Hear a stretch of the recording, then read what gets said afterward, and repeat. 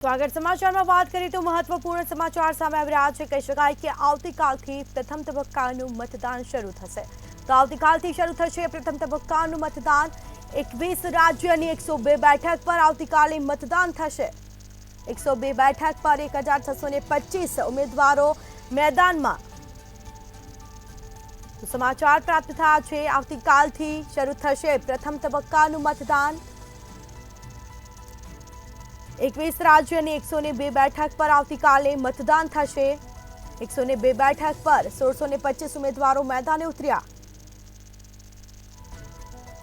તો પ્રથમ તબક્કાનું મતદાન આવતીકાલથી શરૂ થશે, જેમાં 21 રાજ્યની 102 બેઠક પર આવતીકાલે મતદાન થશે। તો 102 બેઠક પર 1625 ઉમેદવારો મેદાને ઉતર્યા છે। મહત્વના સમાચાર, પ્રથમ તબક્કાનું મતદાન આવતીકાલથી થશે શરૂ।